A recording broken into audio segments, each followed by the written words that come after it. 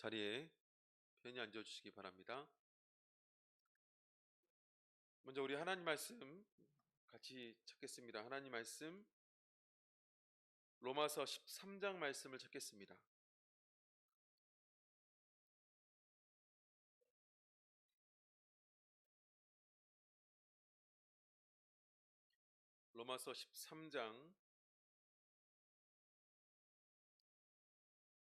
로마서 13장 8절에서 14절까지 말씀을 찾겠습니다.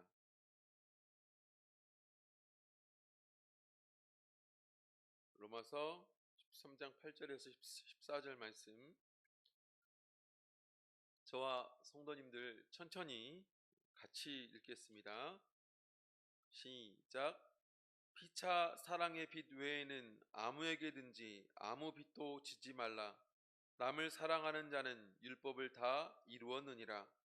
간음하지 말라, 살인하지 말라, 도적질하지 말라, 탐내지 말라 한 것과 그 외에 다른 계명이 있을지라도 내 이웃을 내 자신과 같이 사랑하라 하신 그 말씀 가운데 다 들었느니라.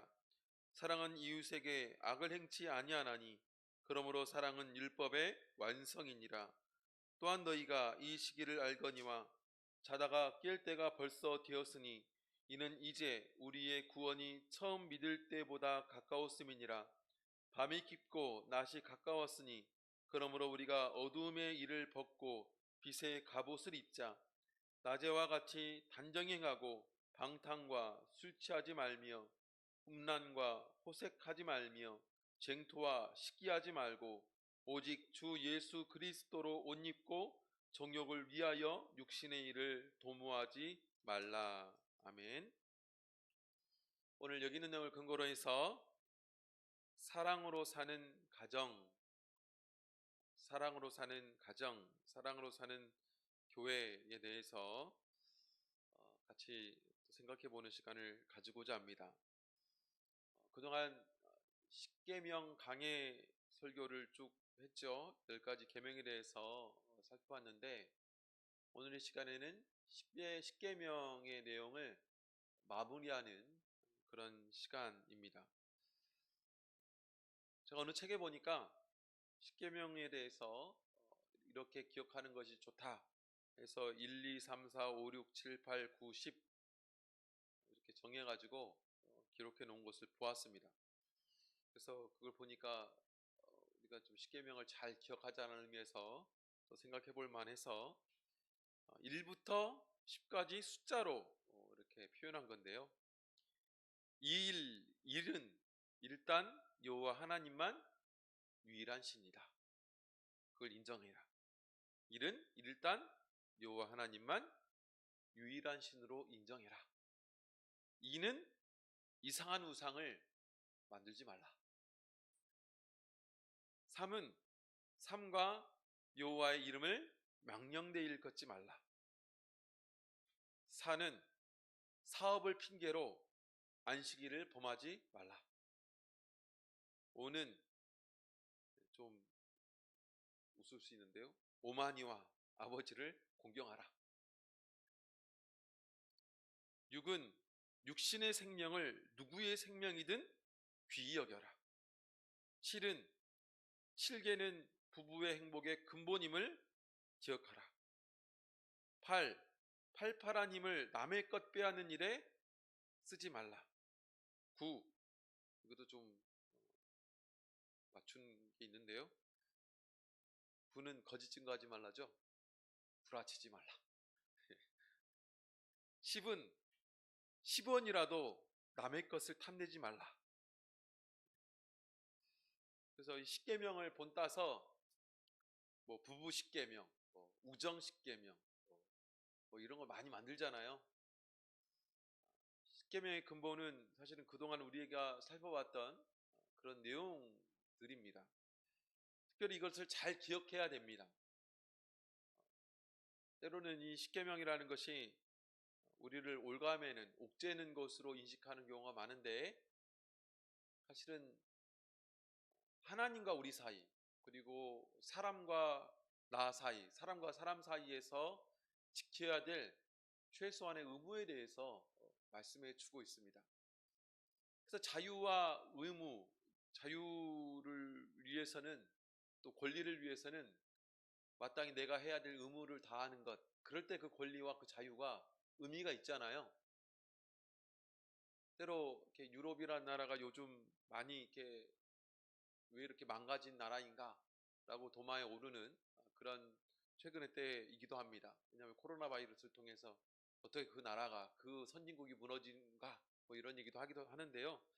그 근본 중에 하나가 무엇이냐면, 사람에 대해서 마땅히 해야 될 의무는 생각하지 않고 자기의 권리만을 주장하는 삐뚤어진 이기심, 그게 그 나라를 무너뜨렸다, 이렇게 얘기하기도 합니다. 왜 내가 마스크를 써야 되냐? 나는 답답해 죽겠는데 나에게 마스크 쓰지 않을 권리가 있다, 자유가 있다, 이것만을 주장하죠. 내가 마스크를 쓰지 않음을 통해서 다른 사람이 감염되는 것에 대해서 생각하지 않습니다. 그래서 오늘날 그 나라가 그렇게 망하는 거죠. 많은 피해를 당하는 거죠. 사람을 피해를 또 주는 것입니다. 그래서 우리가 마땅히 우리가 누릴 수 있는 권리들이 있습니다. 자유들이 있죠. 그런데 자유가 자유되고 권리가 권리될 수 있는 가장 중요한 것이 뭐냐면, 내가 마땅히 해야 될 의무입니다. 계명이죠. 우리가 하나님께 대해서, 또 사람에 대해서. 그래서 우리 가정이 더욱더 이 가정 가운데 행복을 누릴 수 있는 권리가 내게 있다면, 그 가정을 위해서 내가 해야 될 의무도 있는 것입니다. 내가 하나님을 통해서 얻어지는 많은 구원의 권리, 구원을 받을 수 있는 권리가 있다, 뭐 이렇게 말할 수도 있죠. 그런데 그러려면 마땅히 내가 하나님께 해야 될 의무가 있는 거예요. 그 너무나 중요한 것입니다. 그럴 때 완전해지는 것이죠.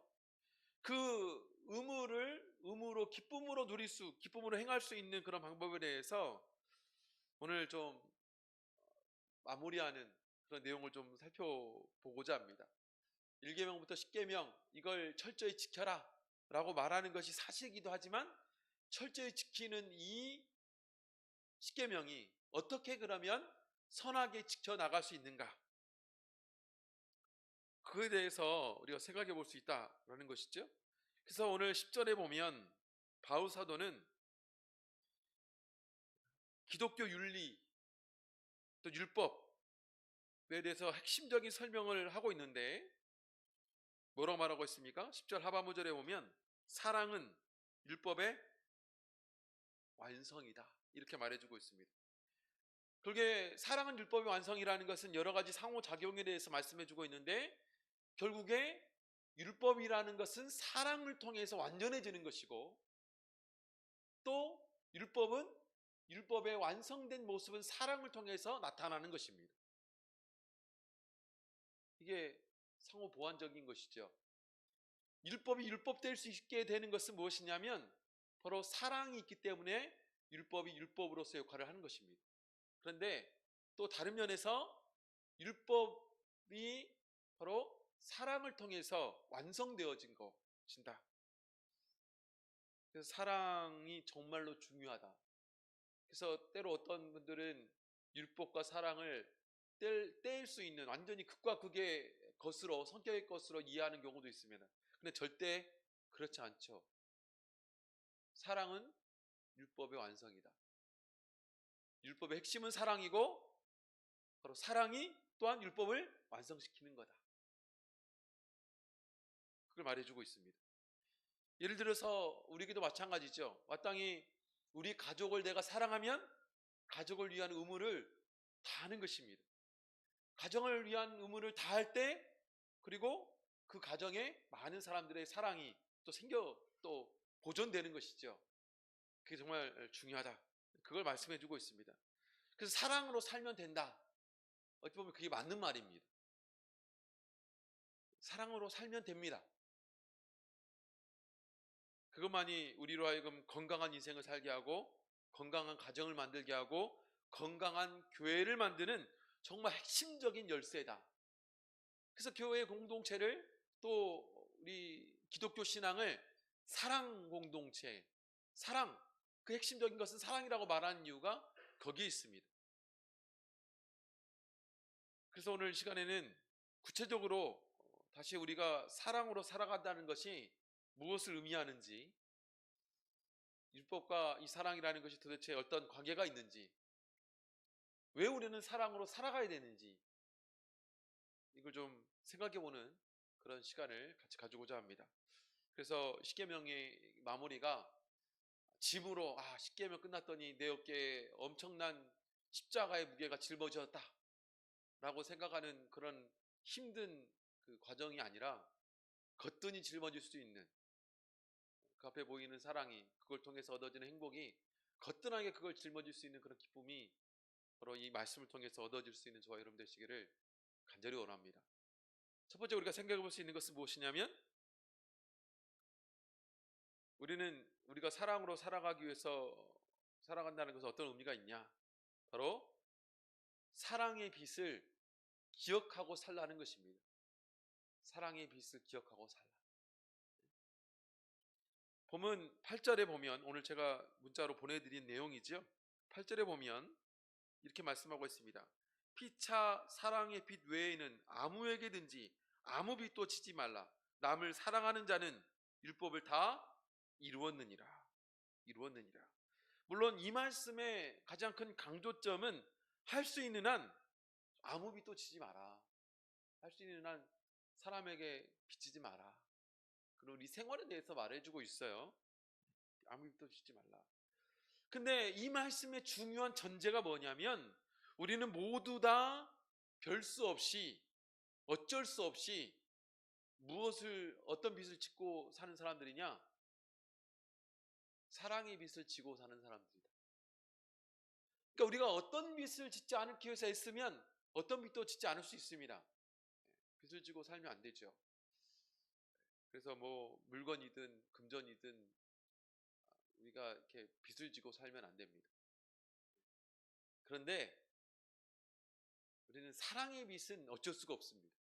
안 질 수가 없어요. 왜냐하면 지금의 내가 누군가로부터, 어떤 환경으로부터 사랑을 받지 않았다면 지금 내가 존재할 수 없기 때문입니다. 그래서 내가 지금 존재한다는 것은 곧 무엇이냐? 나는 이미 사랑의 빛을 지고 있는 사람이라는 겁니다. 그게 아니면 누구도 존재할 수 없는 거죠.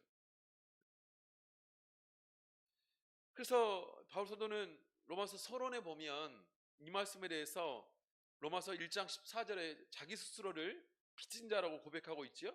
로마서 1장 14절 보겠습니다.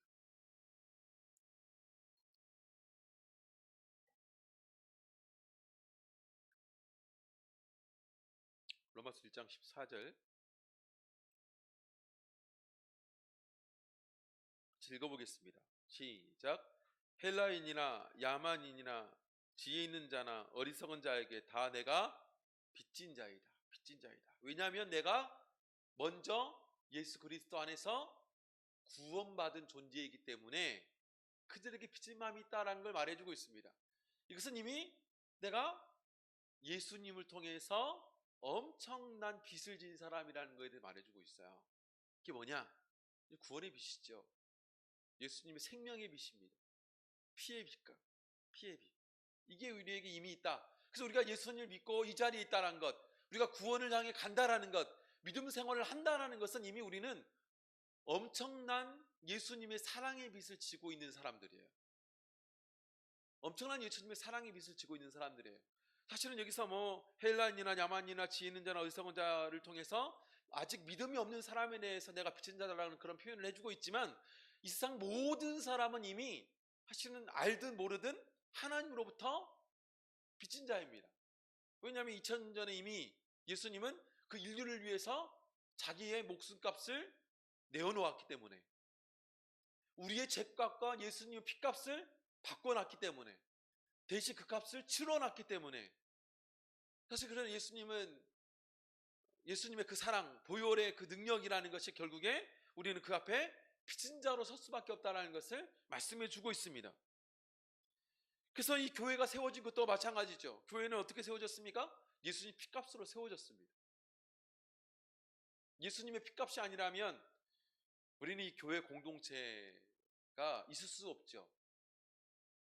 그래서 자주 또 말씀드리지만, 예수님 피값이 없었다면 우리는 하루하루를 절망 가운데 죽음을 향해 달려가는 존재. 그래서 조금만 인생에 대해서 깊이 생각해 보면 인생은 사는 것이 아니라 죽는 것이구나 라는 것을 깨닫게 되죠. 만약 우리가 예수님의 피값이 없었다면 그런 가운데 걸어갔을 것입니다. 그런 삶을 살아갈 수밖에 없었을 거예요. 그런데 우리는 그렇지 않죠. 우리는 진짜로 하루를 산다라고 말합니다. 왜요? 예수님 우리에게 피값으로 빚을 지어줬기 때문입니다. 사랑의 빚을 지어줬기 때문이에요. 근데 예수님께서 우리에게 보여주신 그 피값, 구원의 빚 그것뿐입니까? 그렇지 않아요. 우리 믿음의 선배들, 이 참예수 교회 복음이 지켜질 수 있었던 이유들 무엇입니까? 실은 우리 어르신들의 믿음을 지키는 것으로 통해서 얻어진 것이죠. 우리 믿음의 선배들이 그런 혼란기에도 자기가 비록 못 먹고 살더라도 우리 이 복음을 지키기 위해서 모든 수고를 감당한 그 덕이 우리에게 있는 겁니다. 그래서 가끔 우리 목자님들 모였을 때 원로 목자님들, 비록 원로 목자님들은 같이 목자님 모일 때 모이지 못하고 계시지만 원로 목자님들의 얘기를 들어보면 너무 정말 대단하시다라고 생각될 만큼 그렇게 이제 굶고 그렇게 이제 사셨다는 거죠. 말도 안 되는 환경 가운데 사셨다는 거죠. 그런 거 생각해 보면 이제 우리 목자님들끼리 이야기를 하면서 얼마나 감사한 일인지, 지금 많이 그래도 교회가 이런 것들에 대해서 생각하고 또 그만큼 우리에게 이렇게 얻어진 혜택들이 좀 많아진다. 그것에 감사하자. 이런 얘기를 좀 많이 해요. 근데 어떻게 그럴 수 있느냐? 이미 원로 목자님들의 그런 수고가 있는 것이죠. 근데 목자님들의 수고만 있는 것입니까? 그렇지 않아요. 교회 많은 일꾼들이 그러 있습니다. 물론 우리 의정부교회는 시작한 지 얼마 되지 않는 교회이지만 만약 우리 의정부교회가 10년, 20년, 30년, 40년, 50년 지나고 생각해 보세요. 그 50년 후에 우리 후세대가 50년 전에 우리 이 세대가 고생해서 교회를 세워놓지 않았다면 우리가 어떻게 우리 의정부교회가 있었겠어? 이런 얘기를 할 거예요. 그들은 아무것도 노력하지 않았음에도 불구하고 지금 우리 의정부교회 시작하는 분들의 수고를 통해서 그 혜택이 얻어지는 겁니다. 그게 뭐예요? 사랑의 빛이죠. 우리 신앙뿐입니까? 우리 부모님을 통해서도 마찬가지입니다. 부모님을 통해서 얻어진 빚이 얼마나 큽니까? 그 옛날 없던 시대에 나 포기해버리고 이렇게 부모님들이 그냥 내가 잘 먹고 잘 살겠다 라고 해서 자식 포기해버렸다라면 어떻게 했을까요? 지금 내가 있을까요? 그럴 수 없습니다. 그런 힘든 가운데서도 그래도 포기하지 않고 있으니까 지금 내가 있는 것이고, 또 지금 이 순간에도 마찬가지입니다. 우리는 서로 많은 관계 가운데 가족 안에서, 직장 안에서, 모든 공동체 안에서 서로를 향한 사랑이라는 것에 빚을 지고 사는 사람들이에요. 가끔 이런 생각이 들 때가 있습니다. 북한에 대해서 이야기를 들을 때 내가 북한에 태어나지 않는 것이 얼마나 감사하냐. 때로는 60년대, 70년대, 80년대의 이야기를 들으면서 지금처럼 우리의 자유가 보장되어 있는 이 사회를 사는 것이 얼마나 감사하냐. 그런데 이게 거저 얻어졌습니까? 그렇지 않아요. 훗날의 이 자유를 위해서 피 흘린 사람들이 있었습니다. 민주화를 위해서 피 흘렸고 6.25 때 이 나라가 공산화되지 않기 위해서 피 흘렸던 그런 선진들이 있어요. 우리는 그런데 지금 아무 노력도 하지 않고 이거 얻어서 누리고 있습니다. 이게 뭐예요? 다 빚이죠, 빚. 사실. 그래서 그러니까 우리는 다 빚지며 살아갔다, 맞습니다. 그래서 생각해야 되는 게 뭐냐면 지금의 내가 사랑의 빚을 지고 있는 사람이라는 거 있죠. 나는 이미 사랑받고 있는 사람이고 그 사랑을 통해서 많은 혜택들이 내게 주어졌고, 그렇기 때문에 지금 이 순간 내가 있다는 거 잊지 말아야 된다는 거예요. 그렇기 때문에 내가 있는 것입니다. 그래서 우리는 사랑의 빚을 절대 잊으면 안 돼요. 사랑의 빚을 절대 잊으면 안 돼요. 그래서 자주 말씀드리는 것 중에 하나가 하나님의 은혜를 잊어버리면 안 됩니다. 하나님의 사랑을 잊어버리면 안 돼요. 또 그걸 핵심적으로 보여주는 것이 또 하나님 말씀이죠. 그래서 우리가 이미 내가 사랑을 베풀기 전에 나는 사랑을 받아 사랑으로 빚진 자이다. 그걸 절대로 잊지 않아야 된다. 그걸 기억해야 된다. 그럴 때 우리가 사랑으로 살아갈 수 있는 겁니다. 많은 우리가 사랑을 실천함에 있어서 지치기도 하고 또 힘들기도 하는 이유 중에 하나가 무엇이냐면 사랑을 공급받지 못했다라고 느꼈는데 내가 사랑을 해야 된다라고 할 때입니다. 근데 많이 사랑받은 사람들이 많이 사랑해요. 그런데 실제로 생각해 보면 우리가 많이 사랑받지 못했느냐? 그렇지 않습니다. 우리 하나하나 생각해 보면 하나님을 통해서 또 우리 가족을 통해서 또 이 사회를 통해서 또 믿음의 선진들을 통해서 우리는 이미 많은 사랑을 받고 자라난 사람들이에요. 그러니 교만해서도 안 되고 외로워할 필요도 없습니다. 그런 사랑을 우리는 사랑의 빚을 엄청나게 많이 지은 사람이기 때문에 많이 사랑하며 살 수 있는 거예요. 그래야 되는 거죠. 그래서 하나님의 은혜가 충만한 사람들, 항상 하나님께 감사하다고 하는 사람들은 항상 사랑하며 삽니다. 왜요? 그가 받은 하나님의 사랑이 너무 크기 때문에 그렇습니다. 그래서 우리는 다시 한번 생각할 필요가 있습니다. 우리가 삶을 살면서 하나님께 받은 사랑, 또 이웃에게 받은 사랑, 이 사회로부터 또 이미 받은 사랑, 이것이 얼마나 위대한 것인가. 나는 그 사랑 가운데 지금 엄청난 사랑의 빚을 지고 있는 사람이다. 그걸 기억하며 살아갈 때 우리는 사랑하며 살아갈 수 있는 것이죠. 두 번째, 바로 사랑에 초점을 맞추고 살아가야 된다라는 것입니다. 사랑에 초점을 맞춰 살아가야 됩니다. 십계명도 왜 지키느냐? 사랑하며 살아야 되기 때문에 십계명도 지키는 겁니다. 십계명이라는 것은 크게 말하면 율법의 시작이다라고 말할 수 있죠. 근데 이 십계명을 통해서 파생된 많은 율법들이 기록되어 있습니다. 성경에 보면. 그래서 십계명에 기록되어 있는 것처럼 하라와 하지 말라로 기록되어 있는 율법이 몇 가지인지 아세요? 613가지입니다. 엄청나죠? 613가지. 하나하나 세보면 613가지의 율법이 기록이 되어 있어요. 이런 방대하고 세밀한 계명의 내용을 들여다보면 우리는 적극적으로 좀 마음속에 드는 질문, 의문이 뭐냐면 이런 계명을 모두 지키는 일이 정말 우리에게 가능한가? 이거 우리가 지키라고? 지킬 수 있나? 그래서 쉽게 던져버리는 말이 뭡니까? 어떻게 말씀 다 지키면 살아? 어떻게 다 말씀대로 살아? 이런 말이죠. 어떻게 다 지키면 살 수 있어? 그런 사람이야. 내가 하늘나라 가 있지. 이제 그렇게 참 말하기 쉽죠. 실제로 이제 생각해 보면 그렇게 생각될 수 있어요. 너무나 많으니까. 그렇죠? 그런데 오늘 로마서에서 바울은요, 새 언약 아래 살고 있는 그리스도인들, 새 언약이라는 것은 우리 예수님께서 제자들에게 이미 주었던 말씀이잖아요. 그래서 우리 성경에 보면 마태복음 22장 보겠습니다. 마태복음 22장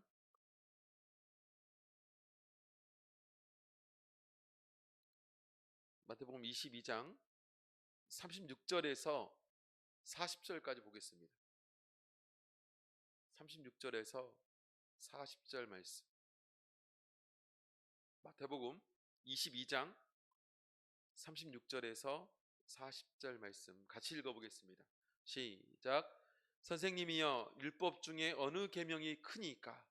예수께서 가라사대 내 마음을 다하고 목숨을 다하고 뜻을 다하여 주 너의 하나님을 사랑하라 하셨으니 이것이 크고 첫째 되는 계명이요 둘째는 그와 같으니 내 이웃을 내 몸과 같이 사랑하라 하셨으니 이 두 계명이 온 율법과 선지자의 강령입니다. 강령입니다. 가장 확실한 계명에 대한 율법이 뭐냐? 계명에 대한 명령이 뭐냐? 사랑하라는 겁니다. 이게 계명이라는 거예요. 이게 십계명이라는 겁니다. 이게 새 언약, 새 계명이죠. 새 계명을. 그걸 한마디로 말하면 사랑하는 일에 온통 신경 쓰는 것이 곧 계명을 지키는 것입니다. 사랑에 초점을 맞추며 살라라고 말해주고 있는 것이죠. 왜냐하면 사랑하면 율법은 사실은 저절로 지켜지는 겁니다. 사랑하면 율법은 저절로 지켜져요. 우리가 가끔 무시하는 게 있는데요. 그게 사랑의 힘입니다. 사랑의 능력이에요. 사랑의 힘이 얼마나 대단하냐. 자기가 아무리 크고 위대한 신분을 가지고 있어도 사랑하는 존재를 위해서는 그걸 아무 배설물처럼 여기며 던져버린다는 거예요. 그렇게 만든다는 겁니다. 그러니까 보면 세기의 사랑 말하잖아요. 자기가 공주임에도 불구하고 평민과 원래 결혼할 수 없는데 그걸 내던지고 결혼하는 이런 케이스들이 있지 않습니까? 그걸 가장 크게 보여준 모델이 우리 예수님이죠. 예수님이 죽으실 때는 사실은 하나님으로 죽으셨냐? 지극히 완전한 인간으로 죽으셨어요. 어떻게 그럴 수 있느냐? 자기의 하나님됨을 던진 것이죠. 사실 이 땅에 오실 수 있는 것 자체가 피조물로 오셨습니다. 창조주를 벗어 던진 것이죠. 그러니까 그럴 수 있는 이유가 무엇입니까? 뭐 때문에 그래요? 하나님이 세상을 이처럼 사랑하사 독생자를 주셨습니다. 그래서 자기가 가장 사랑하는 인간을 위해서 자기의 가장 고귀한 것을 던질 수 있는 것. 하나님만 그러느냐? 원래 사랑의 속성이 그렇습니다. 우리 부모 생각해 보세요. 자식이 물에 떠내려가는 위기에 닥치면 생각하시고 뛰어드십니까? 내가 저 뛰어들면 내가 살 수 있을까? 그걸 고민합니까? 고민 안 해요. 일단은 내가 수영하고 못하고 상관없이 뛰어들고 봅니다. 어떻게 그럴 수 있어요? 그게 사랑이죠. 사랑은 엄청난 힘이 있어요. 사랑 엄청난 능력이 있어요. 실제적으로 사랑을 하면 뭐든지 할 수 있을 것 같습니다. 사랑이 가진 능력이에요. 그걸 통해서 알 수가 있어요. 근데 때로는 우리는 하나님을 사랑함을 통해서 사실은 하나님이 요구하는 모든 것을 할 수 있음에도 불구하고 하나님의 사랑은 뒤로하고 하나님을 사랑하는 것은 뒤로하고 그 율법만 생각. 하나님 이것도 명령하고 저것도 명령하고 힘들게 이걸 내 상황을 하나님 아시고 이렇게 하라고 하시는 거야? 하나님 내가 지금 세상 살아가면서 그래도 얼마나 절약하면서 때로는 절제하며 살아가는데 하나님 내 상황을 아시고 그러는 거야? 힘들어 죽겠네. 생각해 보면 우리가 하나님을 사랑하진 않아요. 그래서 생기는 게 뭐냐면 하나님의 요구가 부당하게 느껴지는 거예요. 하나님의 바람이 부담스러워요. 부담스러워요. 왜 그러냐? 우리 하나님을 사랑하지 않으니까. 하나님을 사랑하지 않습니다. 그게 문제죠. 우리가 정말로 하나님을 사랑하면 하나님이 왜 다른 신을 섬길 수 있습니까? 하나님을 사랑하는데. 내가 정말로 하나님을 사랑하면 하나님을 대신한 우상을 만들고 그 앞에 경배하고 그럴 수 있어요? 내가 정말 하나님을 사랑하면 하나님의 이름을 아무 값없이 치부하는 것에 기분 좋아요? 그럴 수 없잖아요. 하나님 이름을 어떻게 망령되이 일컫습니까? 우리가 하나님을 사랑하면 하나님을 경배하고 또 그 하나님을 경배하기를 소원하는데 어떻게 안식일을 지키지 않을 수 있어요? 이것은 사실은 사람을 대해놔도 똑같습니다. 사람을 대해놔도 똑같아요. 내가 내 자식을 사랑하는데 내 자식보다 옆에 있는 자식을 더 막 섬기고 챙겨주고 막 그러면 좋습니까? 그럴 수 있어요? 그럴 수 없잖아요. 말도 안 되잖아요. 내가 내 자식을 사랑하는데 내 자식이 100점 맞은 시험지를 보면서 야 우리 자식 정말 사랑해. 내 자식은 뭐 뒤로 하고 100점 받은 시험지만 들고 다니고 막 자랑하고 다녀요. 내 자식은 뭐 밥을 먹든 말든 상관없이, 그죠? 그럴 수 있어요? 그럴 수 없잖아요. 내 자식을 사랑하는데 내 자식이 옆집에 이웃집에 누가 막 내 자식이 이름을 막 일컬으면 막 뭐라고 해요. 막 나쁜 말을 해요. 그럼 좋아합니까? 기분 나쁘죠. 근데 감히 내가 그럴 수 있어요? 못하잖아요. 못하잖아요. 그러니까 마땅히 우리가 사랑한다면 할 수 있는 거 너무나 당연한 것들이에요. 사람을 사랑함에도 당연한 것들이 어찌 하나님을 사랑하는데 당연하지 않을 수 있습니까? 근데 이걸 우린 당연하게 받아들이지 않아요. 이게 문제죠. 왜요? 사랑하지 않으니까. 사랑하지 않으니까. 한번 생각해 보세요. 만약 우리 교회에 오면 교회에서 매주마다 1,000만 원씩 준대. 그러면 교회 안 빠지고 대부분 오실 수도 있을 것 같아요. 그러지 않을까요? 근데 왜 그렇게 하지 못합니까? 교회에서 1,000만 원 안 주니까요. 1,000만 원 안 주니까. 교회가 1,000만 원 안 주는 것을 탓하는 게 아니고 우린 이미 사실은 그 하나님을 향한 사랑이 아니라 돈을 향한 사랑이 너무 커요. 그런 거죠. 두 번째 돌비 역시 마찬가지입니다. 5번째부터 10번째 계명이 거기에 기록되어 있는 것이 두 번째 돌판이죠. 이웃을 사랑한다면 절로 지켜지는 계명들이죠. 우리가 이웃을 사랑하는데 어떻게 이웃을 간음하고 살인하고 도적질하고 또 이웃의 것을 탐내고 그럴 수 있느냐? 그게 오늘 본문의 9절의 가르침입니다. 우리 로마서 13장 9절 말씀 찾겠습니다. 로마서 13장 9절.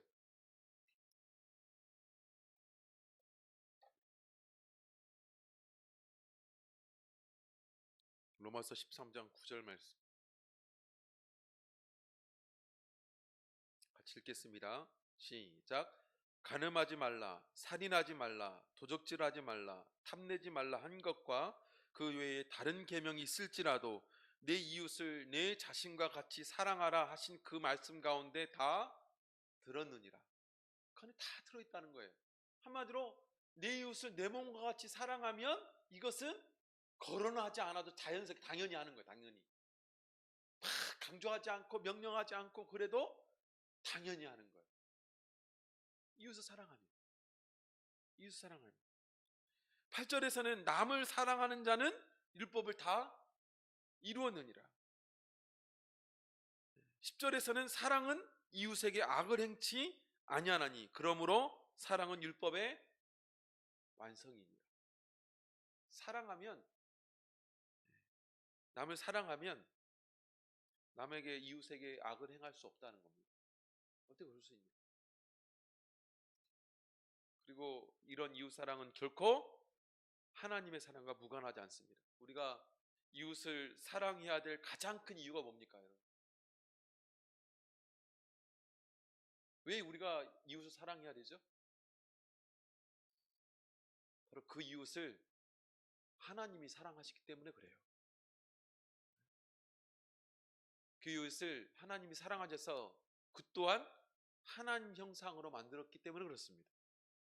그래서 우리는 하나님을 사랑한 것처럼 그 이웃도 사랑해야 되는 거예요. 그래서 하나님을 지극히 사랑하는 사람들이 그래서 이웃도 사랑하는 겁니다. 왜냐하면 그 이웃도 하나님 사랑하시니까요. 실제 그래요. 그래서 우리 자녀가 정말 아끼는 친구가 있습니다. 아끼는 친구가 있어요. 그러면 그 부모가 그 친구를 무시합니까? 그렇지 않아요.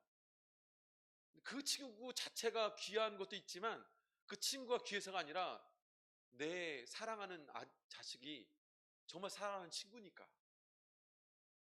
심지어 자식도 그렇다니까요. 근데 우리 하나님께서 사랑하시는 존재인데 우리가 어떻게 사랑하지 않을 수 있습니까?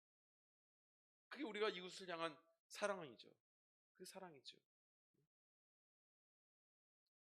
그래서 어떤 위대한 성인은 이런 말을 남겼다고 합니다. 하나님을 사랑하라. 그리고 마음대로 하라. 이게 무슨 뜻일까요? 하나님을 사랑하라. 그리고 마음대로 하라. 방탕주의를 조장하는 말입니까? 그렇지 않잖아요. 하나님을 사랑하는 사람이라면, 진짜로 하나님을 사랑하는 사람이라면 어디를 가도 어떤 상황에 놓여도 그에 걸맞는 삶을 살아요. 그렇잖아요. 이웃도 사랑하고 또 하나님 원하시는 삶을 살아가고, 네?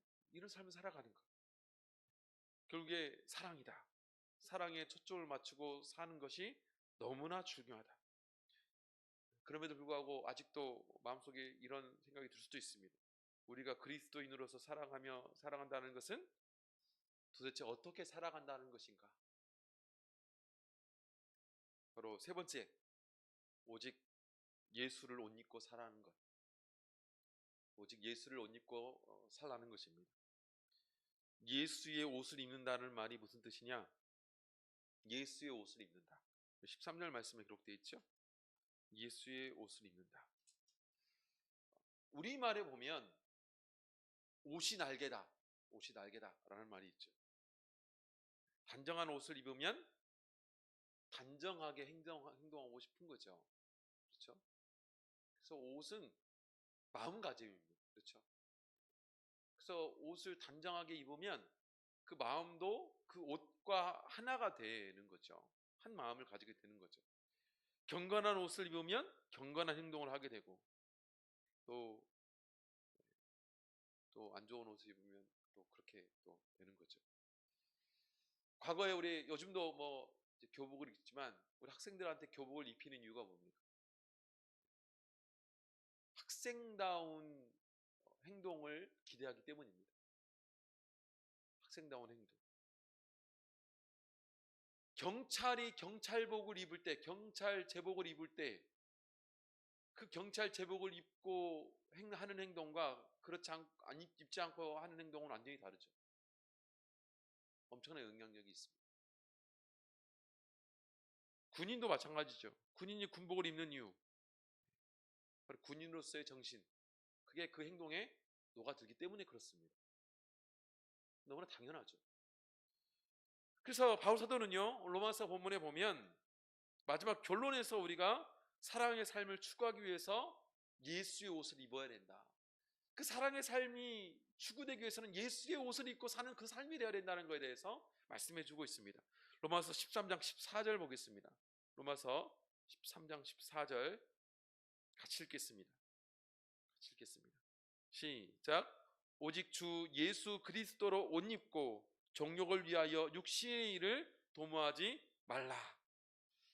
우리가 예수의 옷을 입는다면 어떻게 행동할 수밖에 없냐? 예수님처럼 사는 겁니다. 예수님처럼 사는 것. 우리가 정말 예수님으로 옷을 입었다. 그리고 그런 상황 가운데 어떤 상황을 직면하게 되면 우리는 끊임없이 예수님 같으시면 어떻게 했을까? 예수님 같으셨으면 어떻게 말씀하셨을까? 예수님 같았으면 어떻게 행동하셨을까? 예수님 같았으면 어떻게 선택했을까?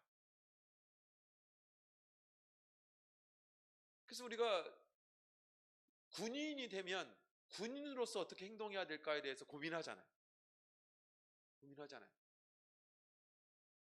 그것은 사실은 자기가 가진 입은 옷에 따라서 그렇게 될 수밖에 없다는 거예요. 저는 목자로서도 마찬가지입니다. 목자의 옷을 입고 보니까 그런 고민을 안 할 수 없어요.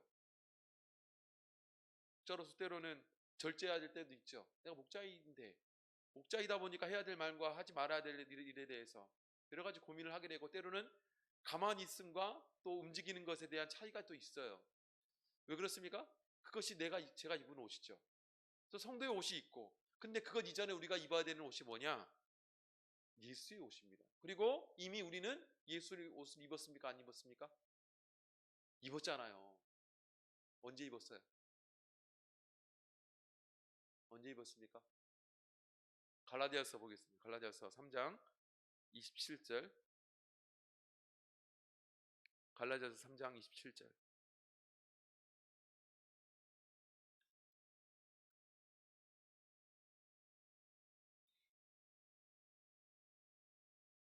같이 읽겠습니다. 갈라디아서 3장 27절. 시작. 누구든지 그리스도와 합하여 세례를 받은 자는 그리스도로 옷 입었느니라. 그래서 우리가 세례를 받으면 이미 우리는 누구로 옷을 입었어요? 그리스도라는 옷을 입은 사람들이에요. 네? 그리스도라는 옷. 이 그리스도라는 이 옷은 우리가 때로는 참 그래서 우리는 그리스도로 옷 입은 사람이기 때문에 세상을 그리스도로 옷 입은 사람다운 행동을 해야 돼. 그러면 그것도 힘들게 생각합니다. 근데 이 그리스도로 옷 입은 이 옷이 이게 얼마나 이렇게 우리에게 위대한 옷인지 아십니까? 이건 우리의 방패막이에요. 우리가 나중에 하나님 심판 때 올라서면 결국 우리가 이 그리스도로 옷 입었기 때문에 천국 가는 겁니다. 그리스도 옷 입었기 때문에 이 옷이 우리의 죄를 가려주기 때문에 가는 거예요. 근데 그때는 그리스도의 옷이 있었으면 좋겠어. 그때는 그리스도의 옷이 필요하고 그때는 그리스도 옷이 정말 좋아. 근데 이 세상 살 때는 그리스도 옷을 좀 벗어놓고 싶어. 그래요? 그럴 수 없잖아요. 그래서는 안 된다는 겁니다. 그래서 우리는 때로는 교회 올 때 옷장을 열어서 그리스도의 옷을 다 입고 교회 오고, 교회 갔다가 올 때는 다 그리스도 옷을 벗고 옷장에 다 걸어놓고, 사람 만날 때, 선택할 때, 행동할 때 다 벗어진 죄인의 죄에 빠진 죄로 가득한 나로만 남으려고 해요. 그래 선택하고 바라보고 할 거 다 하고, 그리고 딱 교회 올 때만 그리스도의 옷을 딱 입고 이제 오는 거죠. 그럴 수 없는 겁니다. 내 마음은 그러려고 하더라도 그럴 수 없어요. 그리스도로 옷 입은 사람답게 살아야 됩니다. 내가 그리스도의 옷을 입은 사람으로서 삶을 살아가는 것, 그게 우리에게 너무나 중요하다라는 것이죠. 그래서 예수의 옷을 입고 사는 삶의 모습은 우리가 어떤 모습이 있어야 돼요? 사실은 옷의 본질이 이런 거죠. 우리 골로새서 3장 보겠습니다. 골로새서 3장 12절 말씀. 골로새서 3장 12절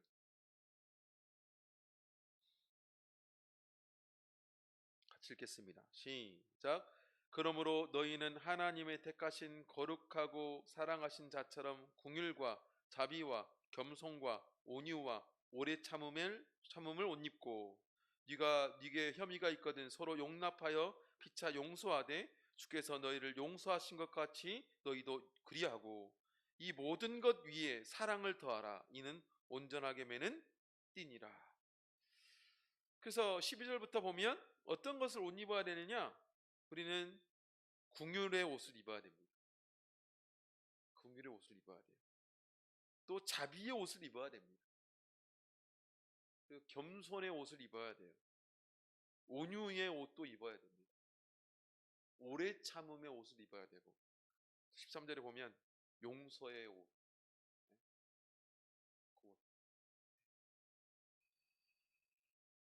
그 무엇보다도 14절에 보면 사랑의 옷을 입어야 돼요. 사랑의 옷. 이 모든 것 위에 사랑을 더하라. 그래서 예수님은 지극히 작은 소자 한 사람에게 베푼 사랑이 곧 내게 대해서 하는 것이다, 이렇게 말씀하고 있잖아요. 그래서 이웃사랑의 시작은 여러분 10절의 권면처럼 이웃에게 악을 행치 아니하겠다 라는 결심이어야 됩니다. 절대 이웃에게 악을 행치 않겠다. 이웃에게 피해나 부담을 끼치지 아니하는 그 작은 배려, 이게 정말로 중요합니다. 주차할 때에도 이렇게 주차하면 남들에게 피해가 되니까 내가 그 이웃을 위해서 잘 주차하는 것도 사랑이죠.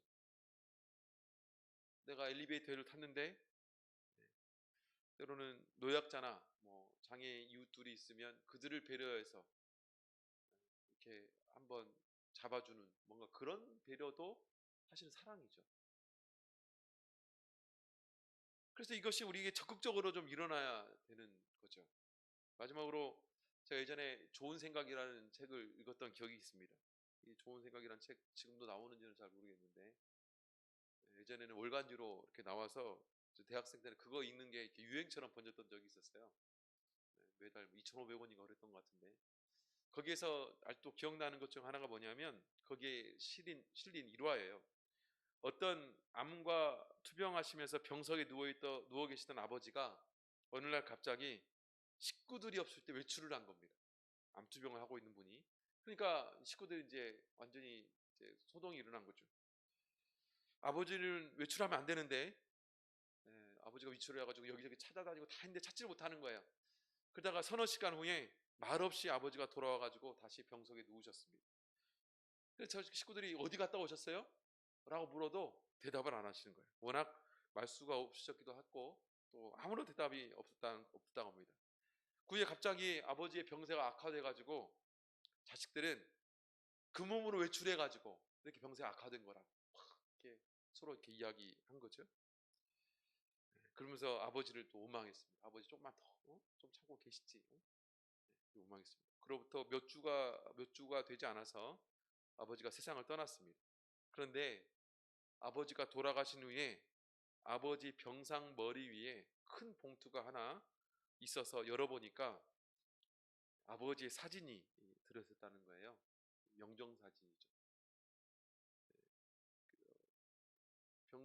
병색이 완연하지 않다 보니까 환하게 억지로 웃음 지은 그 사진이죠. 영정 사진이죠. 그때 이제 비로소 안 거죠. 아, 아버지가 그때 사진 찍으러 외출하셨던 거구나. 그리고 사진 뒤에 아버지가 굉장히 힘없게 내려 쓴 아버지의 편지가 기록되어 있다는 거예요. 뭐라고 기록되어 있었냐? 나 죽은 후 내 변변한 장례식 사진 하나 없이 당황할까봐 한 장 찍어둔 것이니 장례식 조촐하게 치른 후에 화장할 때 함께 태워 없애거라. 이런 것도 사랑이라고 할 수 있을지 모르겠으나 내 마지막 배려라고 바꿔라.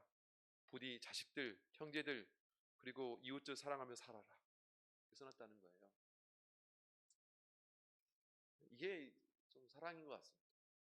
자기의 형편이 아무리 그렇다 할지라도 사진 하나 없음에 힘들어하고 또 당황할 자식들을 위해서 그 아픈 몸을 입고 사진 찍어 갖다 놓는 부모의 그 사랑이잖아요. 그걸 보면서 야, 이 사랑이구나 뭐 이런 생각을 했던 기억이 있는데요. 사실 모든 율법의 완성은 사랑이라고 분명히 말씀해 주고 있습니다. 십계명, 우리가 어떻게 이것을 바라봐야 될 것인가? 하나님께서 우리에게 여전히 지금도 바라는 많은 말씀들이 있습니다. 그럼 이것을 어떻게 바라봐야 될까요? 하나님께서 내게 지어준 사랑의 빛을 기억하십시오. 그리고 결국에 그 사랑을 통해서 하나님께서 내게 말씀해 주시는 이 말씀을 바라보시기 바랍니다. 그리고 예수 그리스도의 옷을 입고 그 사랑을 실천할 수 있는 저와 여러분 되시기를 간절히 원합니다. 같이 기도하겠습니다. 오늘 들으신 말씀 생각하시면서 더욱더 하나님 안에서 이런 말씀들이 우리의 가정을 더욱더 사랑이 넘치는 가정, 또 그 끝에 있는 행복이 넘치는 가정과 또 우리 교회 그리고 우리의 인생이 될 수 있도록 같이 위해서 성령 의지해서 기도하겠습니다.